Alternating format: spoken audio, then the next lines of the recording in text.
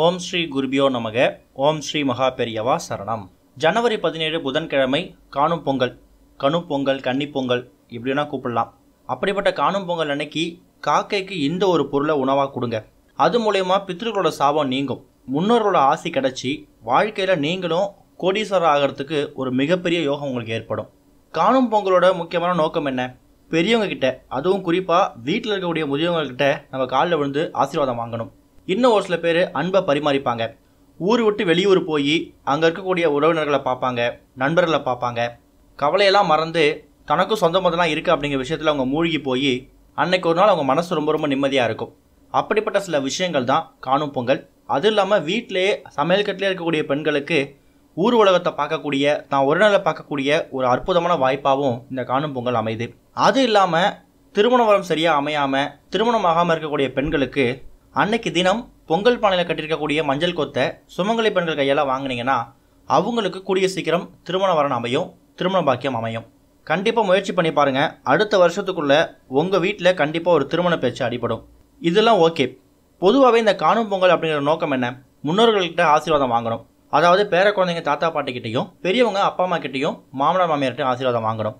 ஆனால் ஒரு சில பேர் வீடுகளில் மாமனார் மாமியார் அப்பா அம்மா இருக்க மாட்டாங்க, அவங்க தவறி போயிருப்பாங்க.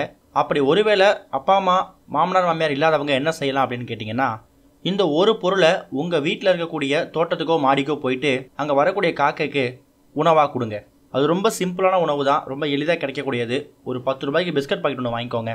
காணும் பொங்கல் அன்றைக்கி நாளை காலையில் எந்திரிச்சு குளிச்சுட்டு ஃபஸ்ட்டு போய் சூரியன் நமஸ்காரம் பண்ணிவிட்டு அதுக்கப்புறம் அவங்க வீட்டில் இருக்கக்கூடிய மொட்டை மாடியிலோ தோட்டத்துலேயோ போயிட்டு அங்கே வரக்கூடிய காக்கைக்கு ஒரு 2 பிஸ்கட் போடுங்க. ஒரு 5 காக்கை வருதுன்னா ஒரு காக்கைக்கு 2 பிஸ்கட், ஒரு 10 பிஸ்கட் போட்டால் கூட போதும். பிஸ்கட் தான் போடணுமா, வேறு எதுவும் போடக்கூடாதா அப்படின்னு கேட்டிங்கன்னா, தாராளமாக சமையலாக செஞ்சு ஃப்ரெஷ்ஷான சாப்பாடாக போடலாம். தயவு செஞ்சு முந்தின நாள் மீந்து போன சாப்பாடு எதையுமே காக்கைக்கு மறுநாள் காலைல போட்டுறாதீங்க. அது மகா பாவம். அதனால் புண்ணியம் சேராது. மீந்து போனது, நம்ம எச்சில் பட்டது, இது எதையுமே நம்ம காக்கைக்கு உணவாக தானமாக கொடுக்கக்கூடாது. காலையில் கொஞ்சமாக பச்சரிசி பொங்கி அதில் சர்க்கரை சேர்த்து கூட கொடுங்க, அது கூட பண்ணிடலாம். இல்லையா, ஒரு 10 ரூபாய்க்கு பிஸ்கட், ரொம்ப சிம்பிள்.